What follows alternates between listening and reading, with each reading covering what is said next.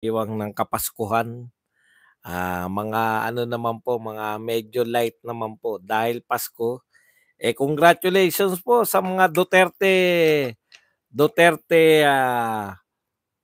senatoriables, no? Dahil halos lahat po ng pumasok sa latest survey. Alam nyo, if you cannot beat them, no, sa mga pag paggawa po ng mga survey ng mga hindi kakilala, balita rin natin yung mga survey na pabor naman sa atin, no? Kasi, putya bit ka maniniwala diyan sa mga no limit tanghiri, mga survey ng mga Octa Arts dancers. Alam naman natin na yan po ay pumapabor lang sa mga kalaban natin. Di balita rin natin 'tong survey na pumapabor po sa atin, no? Ito po yung Archlight na meron pong sinurvey na mahigit 300,000. O particular, ilan libo to? Kung sila libo lang po ang pinag-uusapan. Ito po 364,734 ang bumoto. Ang nag-survey. Number 1 po si Bongo, number 2 si Ronald De La Rosa, number 3 si Pastor Kibuloy, at number 4 po si Marcoleta. Kulelat po silang lahat. Puta, pasok na tayo.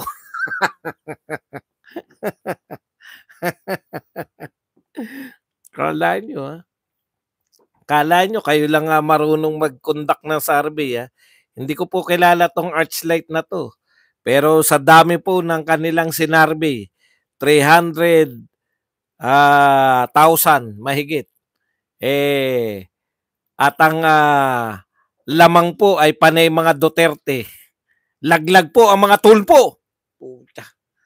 Yan, pag-uusapan po natin yan. Kulang kayo. Pag-uusapan din po natin, ito po si Dan Fernandez. Antindi po ng pinauuso nito ni Dan Fernandez. Wala na pong hiyaya. Noong araw, baka nakikita ka sa salamin. Hindi.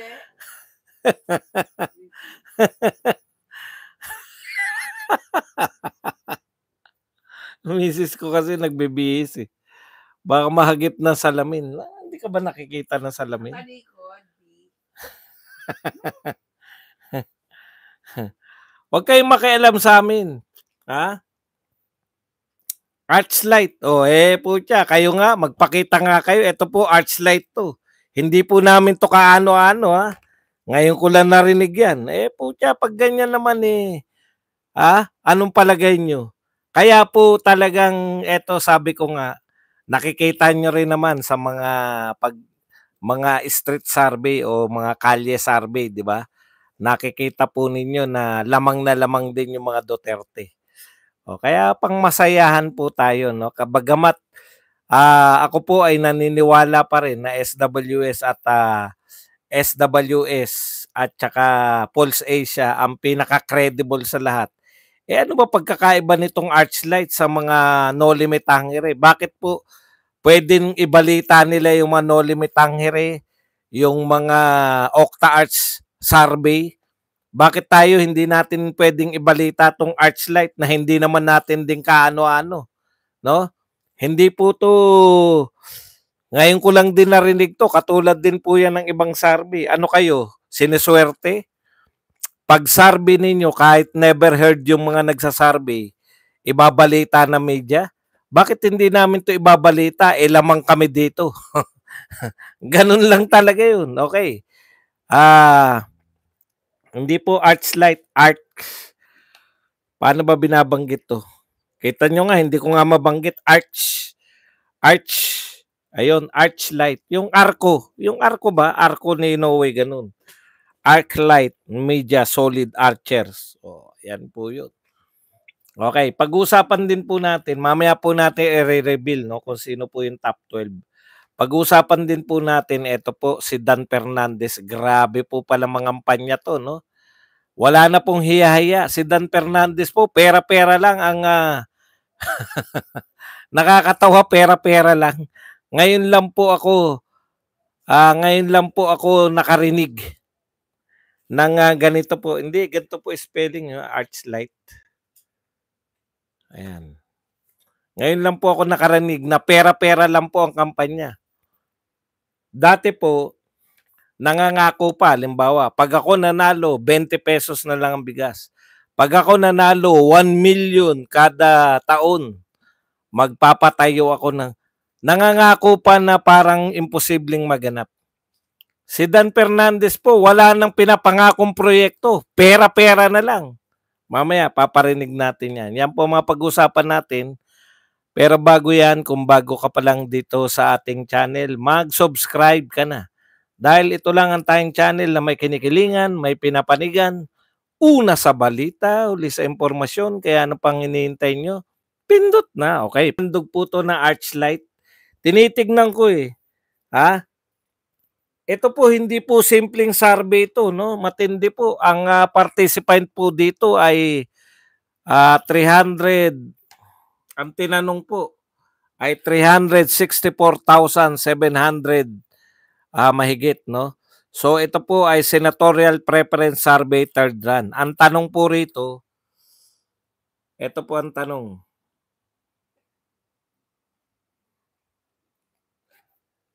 Kung ngayon ang eleksyon, sino ang iboboto mo? O, simple-simple, di ba? Kung ngayon ang eleksyon, sino ang iboboto mo? At lumabas po sa 300,000 mahigit na participant. Number 1 po si Bongo. Number 2 po si Bato de la Rosa. Number 3 po si Pastor Kibuloy. Number 4 po si Marcoleta. Yung top 4 po, hinahanap ko yung tulpo. Laglag po ang tulpo sa top 12. Kakaiba, no? O, pag marami pala yung sinasarvey, pag 100,000 na pala yung sinasarvey, laglag na po yung mga bataan ni Marcos. Number 1 to 4, panay bata po to ni Pangulong Duterte. At number 5 po, naisingit po to si Willie Ong, na marami po nagsasabi na sinusuportahan din po ng mga Duterte, no? At ika-6, ito po ang hindi ko ganong kilala. Nagtataka ko kung bakit nakasama to. Richard Mata. Pampito po. Pampito po si Jimmy Bondok. Pangwalo po si Vic Rodriguez. Pangsyam si Chavit Singson. Pangsampu, eto pong si Philip Salvador. Panlabing-1 si Kuya Will Revillame at panlabing-2 si Bosita. Ayan. So medyo papasukin po natin, no? Papasukin po natin yung yung 2 pa natitira natin na number 30 naman po at number 14 si Attorney Lambino at si Attorney Hinlo. So konting sundot pa po. So lahat po ng mga senatoriables ni Pangulong Marcos ay kamag-anak ba yan ni Bongo? Ay pasok po, no? Dito po sa 12. Laglag po yung mga bata ni Marcos. Laglag po pala, no, sa top 12. Yan po. Aba, hindi po to DDS. Putya ko, kahit papano naman po yung mga grupo po ng Duterte, kilala po natin, no? Yan lang po. Kasi kayo masyado kayong believe sa mga never heard. Ito po, inaamin ko po, never heard po to. No? Ganun din naman yung No Limit Hunger. Sino po ba nakakakilala sa No Limit Hunger? Ganun din naman yung Octarts na yan. Sino po ba nakakakilala dyan? Labanan lang po to ng kung sino gusto nyong paniwalaan. Di ba? Pero ang hindi nyo po pwedeng i-deny dito, yung tinanong po rito ay 360, no? 300,000 mahigit ng mga Pilipino, botante. Yun po ang importante. Di ba? So ibig sabihin, habang samantalang yung sa iba, 1,000 lang ang tinatanong eh. Nakakabuo na sila ng top 12 eh. Yung 1,000 na yun, panay mga BBM supporters po yung natatanong. Kaya takantaka ka eh. Lahat ng mga, eto po, habang lumalawak yung nagiging survey yan, hindi po nakakapamili. No? Hindi po nakakapamili ng mga Duterte ba to o Marcos ba to, no? O, nagiging parehas po, ibig sabihin, dumadami po yung sample ay nagiging parehas po. Ibig sabihin po ng parehas, pumapabor sa mga Duterte candidates. Kaya tuloy-tuloy lang po tayo, no? Tuloy-tuloy lang po tayo. Si Hinlo po, tsaka tong si ipasok po natin si Hinlo at saka si Lambino. Ayan. Ilaglag po natin yan si Willie Rebelleme. Yan po, dapat ilaglag natin yan. Hindi karapat dapat yan na mapasama dito sa mga papanalunin natin.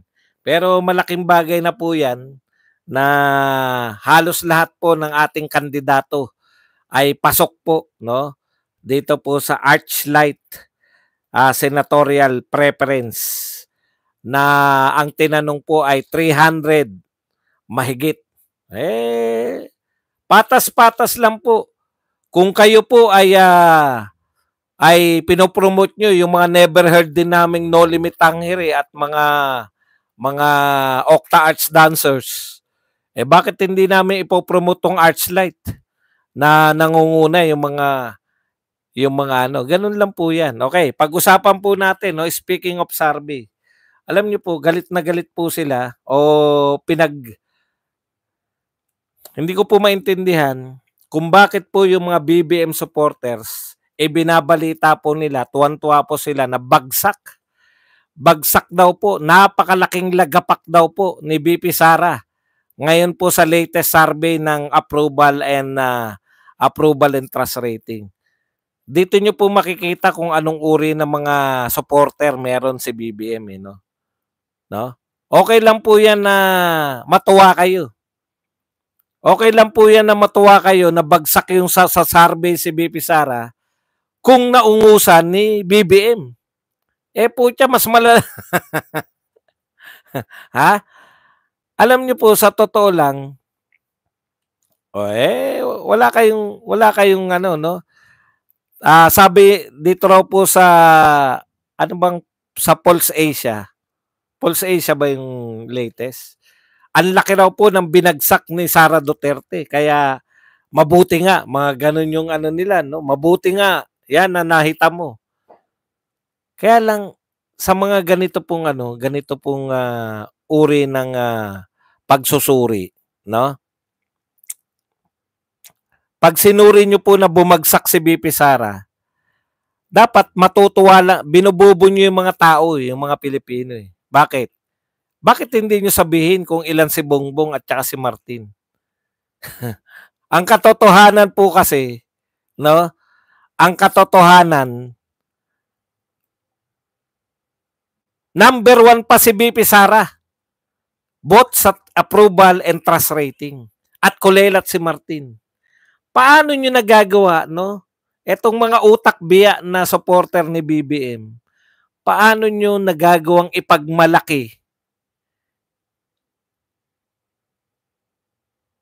na si BP Sara ay bumagsak samantalang mas mababa pa si BBM at si Martin ay kulelat?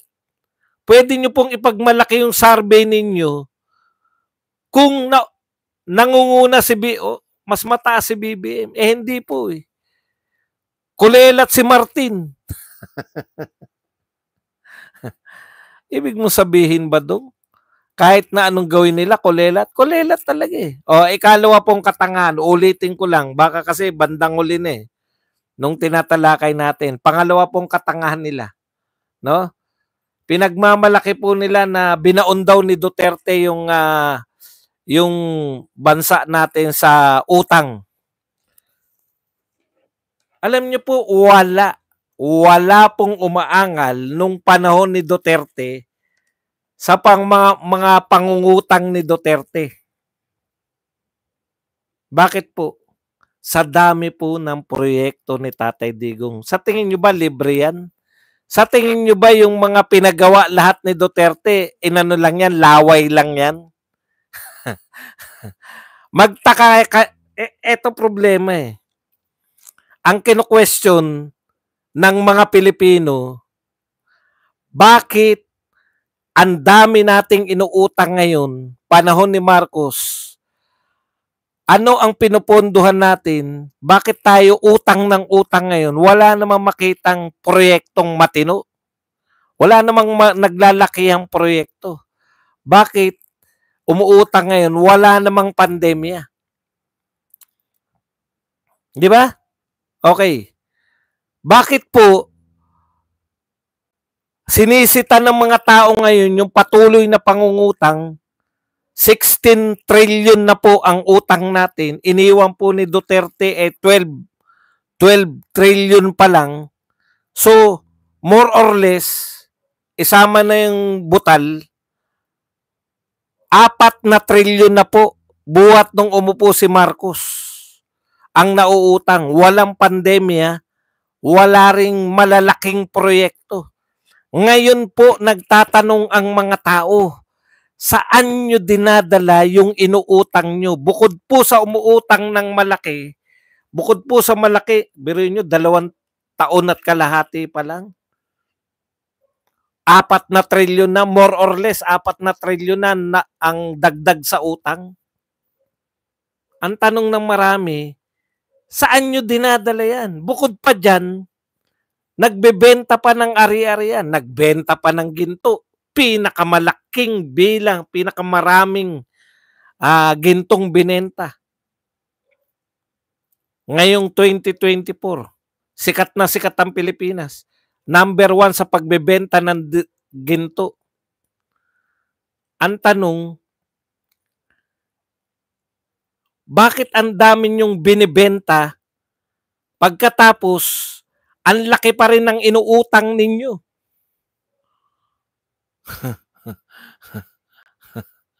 Di ba?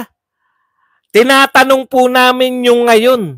Ang sinasagot po nila, pinapaliwanag po ng mga vlogger nila, si Duterte pa rin. Si Duterte ang nagbaon sa utang, si Duterte ang panay utang ni Duterte. Nung panahon ni Duterte, tayo nabaon sa utang. Nakatapos po ng 6 na taon si Duterte, ang dami pong proyekto, may pandemya pa tayo, nakaraos tayo sa pandemya. Pucha, pandemya yun. Ito nga, bagyo lang, hindi tayo makaraos-raos eh. Alam niyo po ba yung reaction ni Bongbong? Anong gagawin natin? Bagyo pa lang po yan. At hindi pa po yan mga top 10 na bagyo.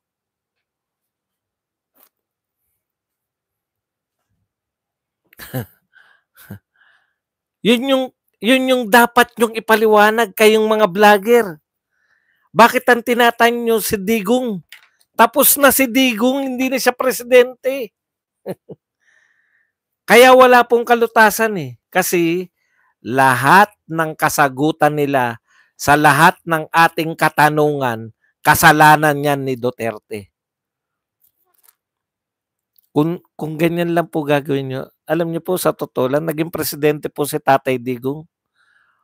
Wala po kaming narinig na kasalanan to ni Pinoy. May problema, nilulutas ni Duterte. Anong problema ng panahon ni Duterte? Laganap po ang droga. Laganap po ang nakawan sa gobyerno. Laganap po ang nakawan kotong kahit saan. Yan, laglag barya, di ba? Hindi ba isang pagnanakaw yan? Hindi ba yan isa-isa sa mga katiwalian? Laganap po ang katiwalian. Biruin mo, pag walang plastic yung bagahe mo, biglang may mahuhulog na bala. Kawawang-kawawa yung mga OFW. Nilutas po lahat yan ni Pangulong Duterte. Yung mga kaguluhan po, lahat po ng balita, mga rape. Nalutas po yan. Nagkundak ng war on drugs, nagkundak ng war on criminality. Natakot po ang mga kriminal na gumawa.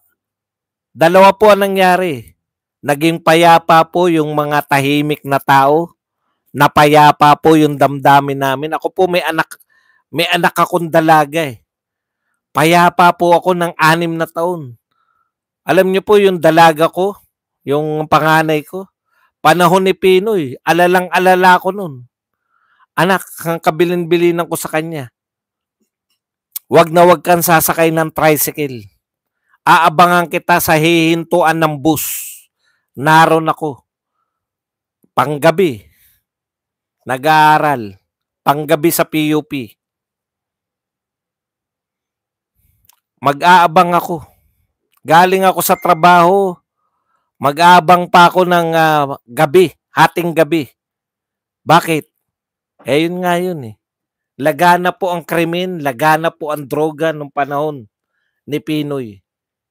Nilutas ni Duterte yan, wala pong sinisisi. Nung panahon ni Pinoy, wala kami narinig na sinabi na Duterte. Ngayon po, yung mga vlogger nitong ni BBM, mga supporter ni BBM, bakit panahon naman ni Duterte meron ding flood control Nakontrol nga talaga yung flood nung panahon ni Duterte, walang umaangal eh. Ngayon wala eh.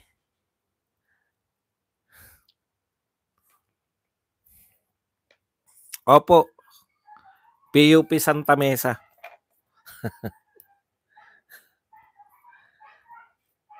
Nakontrol po ni Duterte lahat ng problema.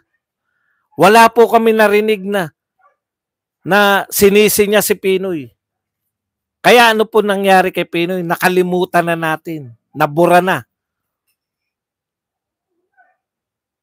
Kayo po lahat magpapatunay niyan eh. Ang dami po nilutas ni Duterte na hindi binabanggit si Pinoy. Ang matinong presidente kasi, ang matinong presidente, hindi po yan balik ng balik sa nakaraan. Yung mga walang proyektong presidente, maninisi lang. Ayun na nga.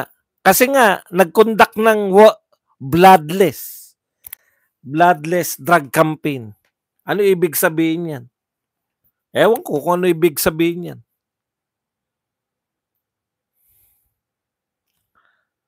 May problema tayo ng panahon ni Pinoy sa China. Panahon ni Duterte, nalutas natin. Hindi tayo binobomba nung panahon na yan. Kaibigan natin ng China. Hindi pa kapangisda nung panahon ni Pinoy. Panahon ni Duterte, nakakapangisda. Sinisi lang ba ni Duterte? Panahon pa ni Pinoy hindi makapangisda. Hindi po. Nilutas niya. Nilutas niya po ang lahat ng mga problema. Okay. Punta po tayo rito. Alam nyo sa totoo lang, palpak pati po yung pagdidiin nyo kay Duterte. Bakit hindi kami umaangal kaya nung panahon ni Duterte? Bakit kami hindi umaangal na umuutang si Duterte? Pandemya nun, mga brad, mga sis. Pandemya tayo. Ang gusto namin, makasurvive ang Pilipinas. At all cost. Yung mga umaangal na yan na nangutang si Duterte, tanong nyo sa kanila kung hindi sila nabakunahan. Itanong nyo sa kanila kung nagbayad sila ng bakuna. Hindi nyo ba alam kung magkano yung bakuna na yan na libre natin tinanggap? 3,000, 4,000 yan. Hindi nyo ba alam yun?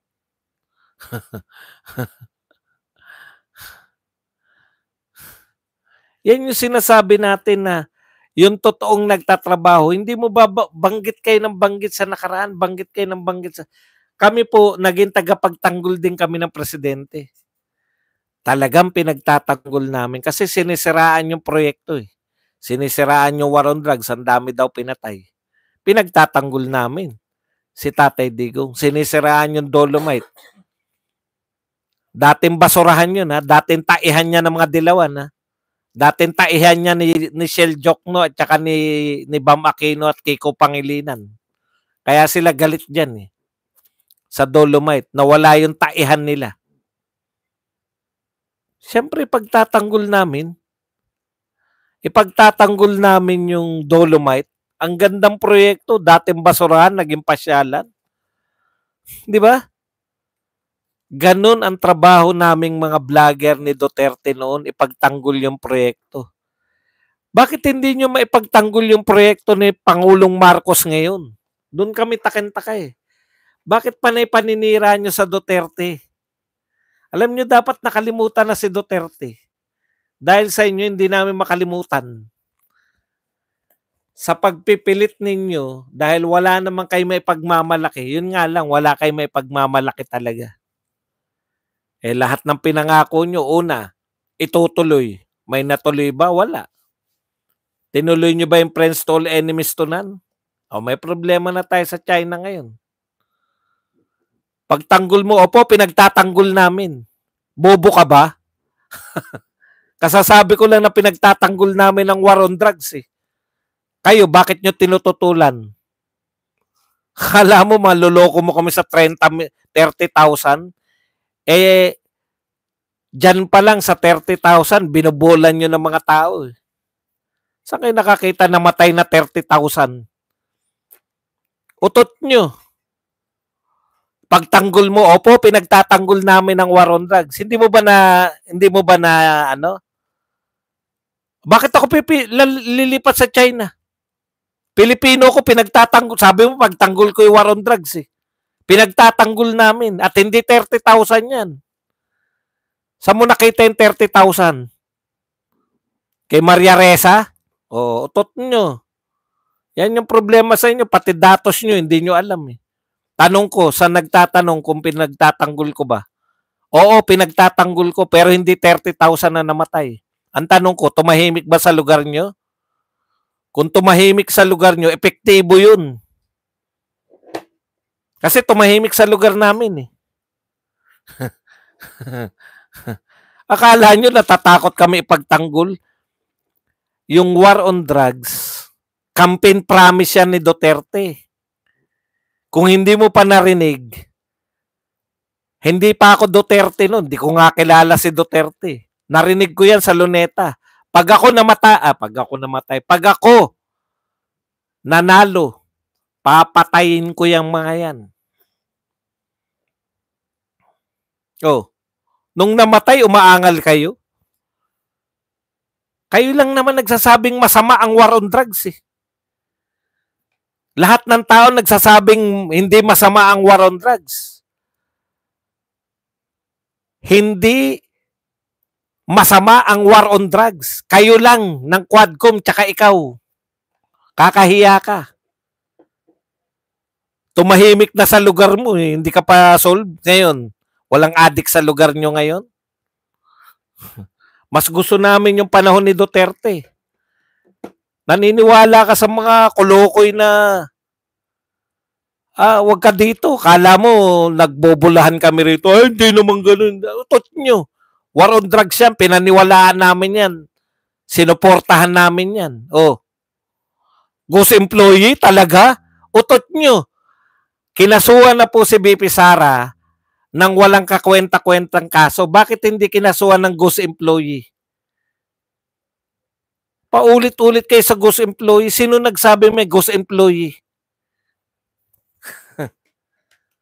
Kaso yan, ghost employee. Hindi nga sila natakot, wala nga katotoran eh. Hinahanapan nga ng kaso yung Mary Grace Piatos eh. Tapos ghost employee pa, hindi kakasuhan. Bobo nitong mga to. Pag ghost employee, kakaso-kaso yan. Ayaw raw humarap, kaya ghost nga eh. Paano harap yung ghost? Bobo mo. Ikaw nag-aakusaha, maghanap ka ng multo. Nang po pag ghost employee, andalin nyo kasi papaniwalain eh. Makakalusot ba sa COA yan kung may ghost employee? Di kinasuhan nyo yan. Hirap nga na maghanap ng kaso kay Duterte. Tapos sasabihin mo ghost employee. Di andali lang yan.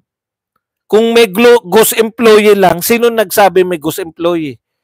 O, may nagsabing vlogger niya. Natawa lang siguro ng tawa yung vlogger niya. Oh, mapagpapaniwalain kasi kayo eh. Sige, patunayan mo na may ghost employee. Asan yung COA report na may ghost employee? Alam mo ba yan yung ano ni Roderick Paulate? Ang bubo nito. DSB Pro Duran-Duran Party po ko. Yan, okay yan. Masaya kayo dyan eh.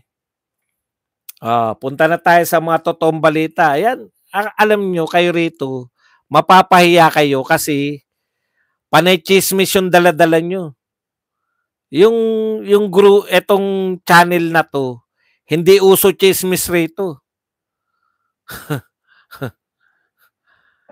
Pag may ghost employee kayong pinagsasabi, may report yan ng COA na tuklasan nila. Asan ngayon yung report nyo?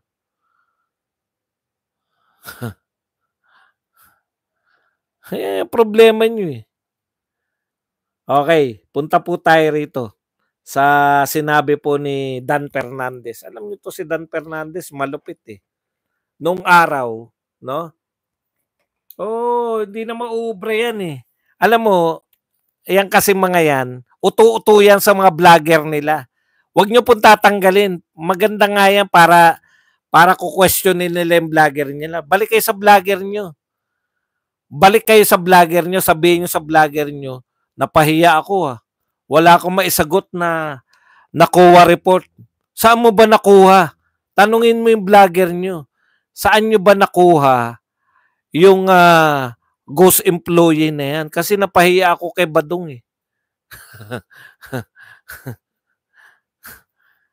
Ngayon ko lang narinig yan, meron kayong bintang na ghost employee.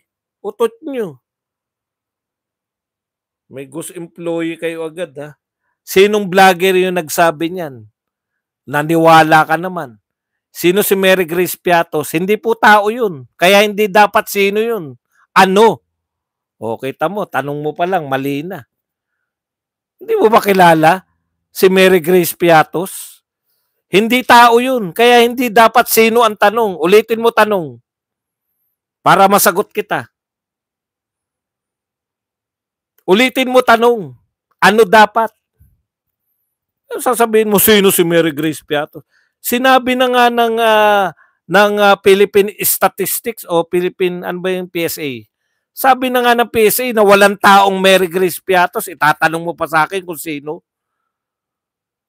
May patunay na nga yung PSA. Pinag-research ko yung PSA. Meron bang Mary Grace Piatos? Wala. Wala pala. Ano tinatanong mo? Sino si Mary Grace? PSA na nga nagsabi. Walang Pilipino na Mary Grace Piatos. Ano pa tinatanong nyo? Bakit kayo nagtatanong na sino? Next question. Ganun kagad. Eto, marunong pa kayo sa PSA. Sinabi na ng PSA na walang Mary Grace Piatos. Tatanungin nyo pa kung sino. Ano pa tanong mo?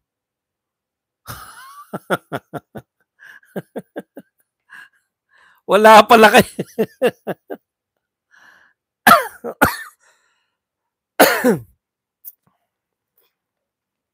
Wala na. Kasi hindi niya naintindihan. Nga no. PSA, opo. PSA po ang patunay ko na walang Mary Grace Piatos. Bakit nyo itatanong dito sino si Mary Grace? Wala na nga eh. Yan ba ibabalita nyo? Yan ba ibabalita ninyo na yan ang narinig ninyo sa na kaya may kaso? Walang kaso dahil walang tao. Sige, magtanong kayo dyan. Habang hinahanap ko yung speech ni Dan Fernandez, nakakaawa naman kayo. PSA na galing. Na walang Mary Grace, itatanong nyo pa kung sino. Kung may Mary Grace Piatos, may mang inasal kaya? Yan ang tanong.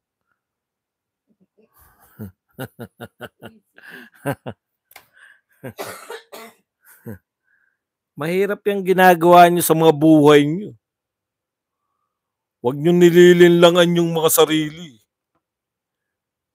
Dahil kayo ay mapapahamak. Teka lang, saan ba to si Dan Fernandez? Alam nyo, ang problema ko rito kay Dan Fernandez, ano po nangyari kay Dan Fernandez? Eto na po. Ang problema kasi noon po ganito, no? Noong pong araw, nangangako po yung mga politiko. O wag na yun noong araw, kamakailan lang. May nangakong politiko, di ba? Sabi ng politiko, pag ako nanalo, 20 pesos ang pangarap ko maging presyo ng bigas. BBM! BBM! Putang tindi. 20 pesos. Naglalaway pa. Ha, galing nito. 20 pesos. Ikalawa, pag ako nanalo, mga ano, no? Magpapatayo ko na 1 million pabahay, taon-taon. Galing! Mga tayo na, huwag yan! BBM! Ganun po, pangako. Noon yun. No? Noon yun. Nangangako pa. Nung nangako ba na magpapatayo ng 1 milyong pabahay, natupad ba? Hindi. Ngayon po, eto malupit. Hindi na po wala na pong pinapangako. Eto pinakamalapit sa lahat po ng politiko. Si Dan Fernandez po ang kakaiba. Ang tingin po ni Dan Fernandez sa kanyang mga kaprobinsya, mga mukhang pera. Kaya wala nang pangako na pag ako nanalo, ipasisimento ko. Wala nang gano'n. Puta nung araw, pag napanood ko yung kala Dolphy. Pag ako nanalo, ipasisimento ko. Lahat ng inyong mga kalsada, ipasisimento ko. Lahat ng inyong mga tulay, ipasisimento ko. Lahat ng inyong mga simbahan, ipasisimento ko. Lahat ng inyong mga bukirin, ipasisimento. Pati mukha niyo, ipasisimento ko. Ganun mga pangarap ko nung araw. Si Dan Fernandez po, ang pinakamalupit sa lahat. Wala nang pangako. Ha? Ito po, kayo na po makinig. Puta, wala. Ito si Dan Fernandez. Ang iyong lingkod, pero natin personal, ibibigay ko sa inyo. Ito po, bakit mo kami narito? Kasi gusto mo namin na ako, bilang tatakbong gobernador, humingi ko ng suporta sa inyo. Yan, ang linaw Sabi ni Dan Fernandez, bakit po kami narito? Ipasisimento ko! Hindi, walang ganun. Wala na ipasisimento. Tanong niya, bakit po kami narito ng kasama ko na nangangampanya? Humihingi pa po kami ng suporta nyo. Di ba? Ganda, no? Okay, humingi ng suporta. Ano po ba gagawin nyo? Siyempre, tatanong, ano kaya gagawin? Ano kaya gagawin ng mga yan ni Dan Fernandez para makuha ang suporta natin? Magpapatayo kaya ng mga kalsada, magpapatayo kaya ng mga tulay? Pakinggan po natin, wala na pong pinangako. May dala akong biyaya. Kung magbibigay ako ng benepisyo sa inyo, hindi kayo uuwing luhaan. Uuwi kayo may dalang pera. Puta, wala na pangako. Ako si Dan Fernandez. Humihingi ako ng boto nyo. Pag uwi nyo, may dala kayong pera. Antindi. No? Wala na pong ipapagawa. Wala nang pinapangako na magandang. Ako po pag nanalo, magandang serbisyo, tagiging tapat. Wala na po. Ako pag nanalo, ako nangingi ako ng boto. At may dala akong pera. Pag uwi nyo, may pera kayo. Naknang po pa Comelec. Kumakatok po kami sa Comelec. Ito po, direkta na po. Akala ko ba bawal bumoto, bumili ng boto? Ano po tawag nyo rito? Hindi pa ba malinaw na vote buying to? Kami po, nangangampanya ako, gobernador. May dala akong pera. Pag uwi nyo, may pera na kayo. Hindi. O, eto pa po isa. Ha? Hindi pa po natapos dyan. Pag naging gobernador ka, anong mangyayari? Baka may papagawa na siya, di ba? Kasi ngayon, mamimigay siya ng pera. Wala nang proyekto. Baka naman pag gobernador na, may gagawin. Di ba? Ito po ang gagawin niya pag gobernador na. Pakinggan niyo po si Dan Fernandez. Ang iyong lingkod, pero natin personal, ibibigay ko sa inyo. Pero maganda dito, hindi pa po tayo nagdadalo. Nabibigay na po kami dito, dapat po siya congressman. Nagiging, pag siya na naging congressman, ako naging governor, si Vice Governor, naging Vice Governor, Generate. Triple, ang ibibigay namin sa inyo. Puta, wala na pong awat-awat.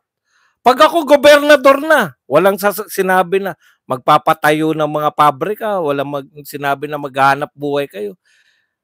Bibigyan ko pa rin kayo ng pera, pero triple na. Comelec, calling. Grabe naman yan. Wala lang yan. Ha?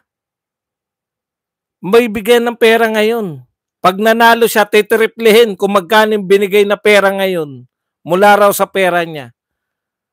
Aba, pa-lifestyle check nyo yan. Ilan po ang botante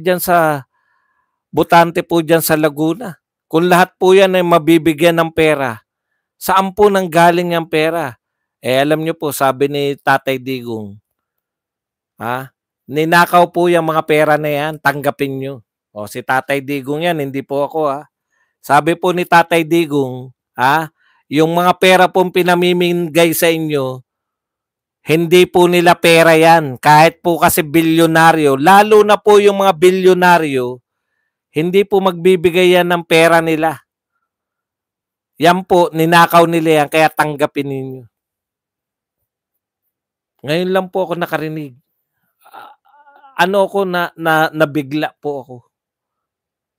First time ko po nakarinig ng politiko na wala na pong pinangako. Wala na pong proyektong sinabi. Walang pabababain ko ang presyo ng bigas. Tutulungan ko lahat na may sakit. Lahat ng papalibing ko. Wala pong ganun. May pera ako. Bibigyan kita ng pera. Yehey! Sabi naman ng mga taga Laguna. Yeah! Tuwan-tuwa yung mga taga Laguna. Ang puta. Ayan po, pag pinanalo nyo po yan. Ano po, wala po kayo narinig na ipoproyekto niyan.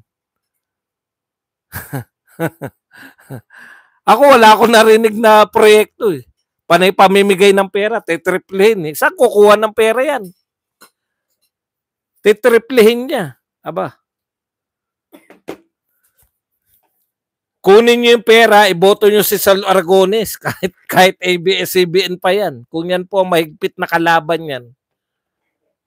Grabe po yan pag nanalo yan. Mas lalong ibang uri na po yung mga Pilipino, no? Ginagawa po kayong mga mukhang pera. Bakit kaya? Okay. Punta na po tayo rito sa inyong mga